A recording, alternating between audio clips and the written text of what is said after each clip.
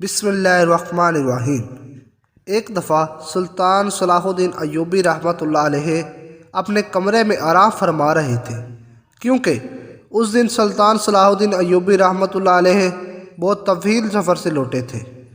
چند لمحوں کے بعد ایک سپاہی آپ کے کمرے کے دروازے پر آیا اور اندر آنے کی اجازت چاہی۔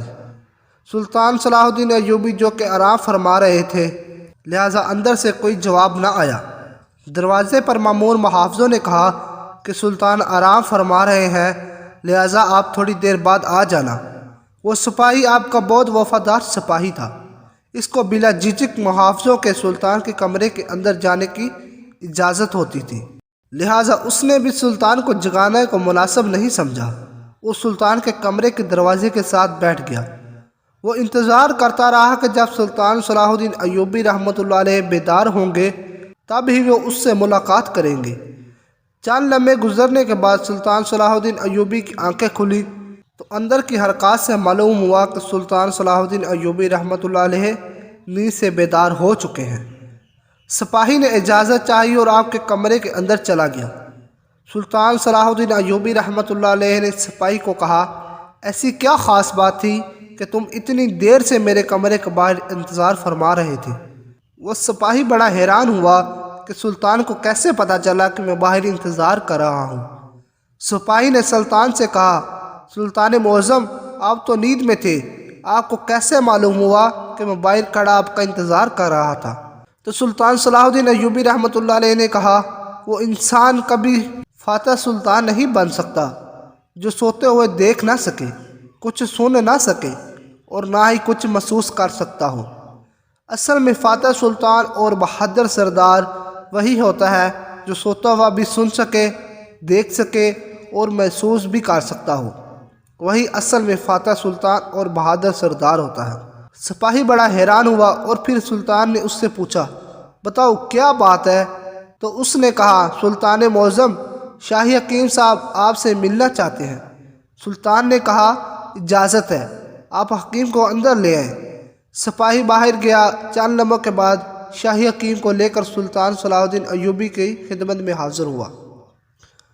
سلطان صلاح الدین ایوبی رحمۃ اللہ علیہ نے حکیم سے پوچھا، حکیم صاحب بتاؤ کیا بات ہے؟ آخر مجھ سے ملنے کی تمہیں اتنی جلدی اور کیا ضرورت پیش آئی؟ تو حکیم صاحب نے کہا، حضور، ایک بات جو مجھے کئی دنوں سے پریشان کر رہی ہے، اسی سلسلے میں آپ سے بات کرنی تھی۔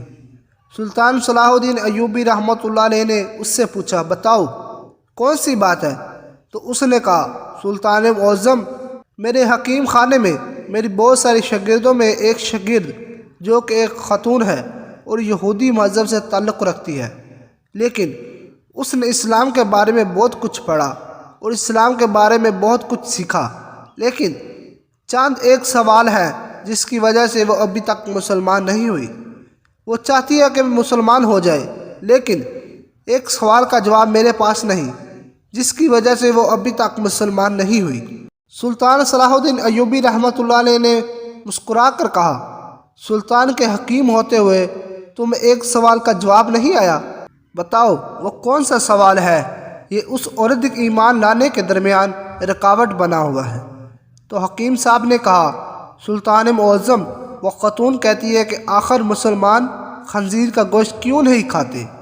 آخر اس میں ایسی کیا برائی ہے؟ اس خنزیر کے گوشت کھانے کا ایسا کیا نقصان ہے جس کی وجہ سے مسلمان خنزیر کا گوشت نہیں کھاتے بلکہ اس سے سخت نفرت کرتے ہیں؟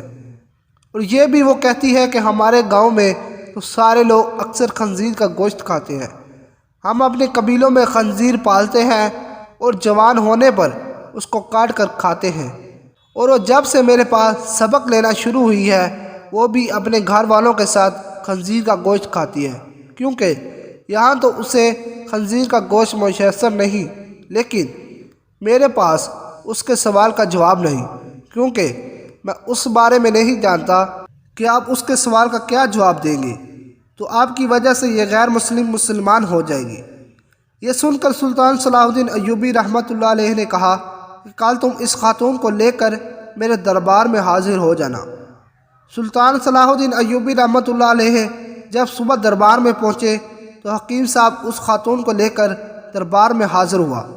اور سلطان صلاح الدین ایوبی رحمۃ اللہ علیہ سے فرمایا، سلطان معظم، یہ ہے وہ خاتون جو میری شاگرد ہے۔ یہ دیکھ کر سلطان نے اس عورت کو کہا، بتاؤ خاتون تمہارا کیا سوال ہے؟ تو اس عورت نے کہا، سلطان معظم، میں نے اسلام کے بارے میں بہت کچھ پڑھا، بہت کچھ سیکھا، اور حتیٰ کہ میں اس جگہ پر آڑ کھڑی ہوئی ہوں کہ میں اسلام قبول کر لوں، لیکن ایک بات ہے جو مجھے اسلام قبول کرنے سے روک رہی ہے، اور وہ بات یہ ہے کہ اسلام نے خنزیر کا گوشت کھانے سے کیوں منع کیا ہے، حتیٰ کہ یہ ہماری سب سے پسندیدہ غذا ہے۔ میں نے ہر جگہ دیکھا ہے کہ اسلام نے جس چیز کے بارے میں منع کیا وہاں اس کی دلیل ملی، لیکن اس خنزیر کے گوشت کے بارے میں مجھے ابھی تک کوئی مضبوط دلیل نہیں ملی۔ میں نے بائبل کو پڑھا تو وہاں بائبل میں بھی خنزیر کا گوشت کھانے سے منع نہیں کیا گیا، لیکن آخر اسلام منع کیوں کرتا ہے؟ آخر اس گوشت میں ایسی کیا خرابی ہے کہ اسلام اس کو کھانے سے منع کرتا ہے؟ یہ یہودیوں کی تو سب سے پسندیدہ خوراک ہے۔ یہ سن کر سلطان صلاح الدین ایوبی رحمۃ اللہ علیہ نے کہا کہ اللہ تعالیٰ نے قرآن پاک میں 3 جگہ پر خنزیر کا گوشت کھانے سے منع فرمایا ہے۔ پھر آپ نے ان آیات کا بھی ذکر کیا۔ پھر سلطان صلاح الدین ایوبی رحمۃ اللہ علیہ نے اپنے ایک مشیر کو کہا کہ وہ بائبل کی کتاب میرے پاس لے آؤ جو اپنی اصل حالت میں موجود ہے۔ جب بائبل کی کتاب آپ کے سامنے پیش ہوئی تو آپ نے وہی جگہ تلاش کر کے دکھائی جہاں لکھا ہوا تھا کہ خنزیر کا گوشت کھانا منع ہے۔ پھر خاتون نے کہا، یہ کیا بات ہوئی؟ جو میرے پاس کتاب ہے اس میں تو واضح لکھا ہوا ہے کہ خنزیر کا گوشت کھانا منع نہیں۔ تو سلطان صلاح الدین ایوبی رحمۃ اللہ علیہ نے کہا کہ مجھے ترس آتا ہے تمہارے ان لکھاریوں پر جو اپنی عیاشیوں کے لیے اس پاک کتاب کو اپنے لفظوں سے بالکل تبدیل کر رہے ہیں۔ یہ جو تم بائبل پاسٹیوں اپنی اصل حالت میں موجود نہیں، یہ تمہارے اپنے لکھاریوں کی لکھی ہوئی کتاب ہے۔ پھر سلطان صلاح الدین ایوبی رحمۃ اللہ علیہ نے فرمایا کہ یہ تو میں نے کتاب سے ثابت کیا کہ خنزیر کا گوشت کھانا منع ہے، پھر اب میں تمہیں سائنسی لحاظ سے معلوم کر کے دوں گا۔ پھر سلطان صلاح الدین ایوبی رحمۃ اللہ علیہ نے اس خاتون کو حکم دیا کہ خنزیر کا گوشت پکا کر کل صبح میری دربار میں لے آنا۔ وہ خاتون سلطان کے سپاہیوں کے ساتھ جنگل میں گئی، ایک سور کا شکار کیا اور اگلی صبح اس کو پکا کر سلطان صلاح الدین ایوبی کے سامنے لے آئی۔ سلطان نے اس گوشت کو کراہت سے دیکھتے ہوئے اس خاتون کو کہا کہ اب اس پکے ہوئے گوشت میں ایک بوٹی کو چھری کے ساتھ 2 حصے کرو۔ جب خاتون نے خنزیر کی بوٹی کے 2 حصے کیے تو اس کے درمیان میں سے گوشت کچا تھا۔ سلطان نے کہا، اے خاتون، کیا تم نے اس گوشت کو اچھی طرح نہیں پکایا؟ تو اس خاتون نے کہا، نہیں سلطان معظم، میں نے اس کو بہت اچھی طرح سے پکایا ہے۔ تو سلطان نے کہا کہ اب تمہاری سمجھ میں میری بات ضرور آ جائے گی کہ یہ حرام گوشت چاہے تم اسے جتنا بھی اچھی طرح پکا لو، اگر چاہے اس کو آگ کی کتنی ہی تپش دو، لیکن یہ پوری طرح پکتا نہیں بلکہ یہ درمیان میں کچا رہ جاتا ہے، اور جب یہ تمہارے پیٹ کے اندر جاتا ہے تو بہت ساری بیماریوں کا سبب بنتا ہے، اس لیے اسلام نے اس کو کھانے سے منع کر دیا۔ آپ خود ایک حکیم ہیں، آپ خود دیکھیں جو چیز کچی آپ کے پیٹ کے اندر چلی جائے تو وہ جا کر کتنی خرابیاں پیدا کر سکتی ہے۔ پھر سلطان صلاح الدین ایوبی رحمۃ اللہ علیہ نے اس خاتون سے کہا کہ میں آپ کو سور کے بارے میں کچھ بتانا چاہتا ہوں۔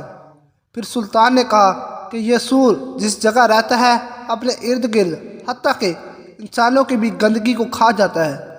اس کی اکثر خوراک بہت ہی غلیظ ہوتی ہے۔ بات یہ ہے کہ یہ سور واحد بے شرم جانور ہے کہ جب اس کی مادی یعنی اس کی بیوی کے ساتھ جب کوئی دوسرا سور جنسی تعلق قائم کرتا ہے تو یہ خوش ہوتا ہے اور فخر محسوس کرتا ہے۔ یہ واحد جانور ہے جس میں اتنی زیادہ بے شرمی بھری ہوئی ہے۔ آپ خود دیکھیں کہ جب ایسے جانور کا آپ گوشت کھائیں گی جس کی بنیاد غلاظت سے بھری ہوئی ہے تو وہ تمہیں کیا فائدہ دے گا؟ یہ بات سن کر وہ خاتون صلاح الدین ایوبی رحمۃ اللہ علیہ کے سامنے جھک گئی اور کہا کہ سلطان معظم، آپ مجھے اپنی ہی زبان سے کلمہ پڑھائیں۔ سلطان صلاح الدین ایوبی رحمۃ اللہ علیہ نے عورت کو کلمہ پڑھایا اور تمام دربار اللہ اکبر کے نعروں سے بلند ہو گیا۔ سبحان اللہ۔ چینل کو لائک اور سبسکرائب ضرور کیجیے گا۔ اللہ حافظ۔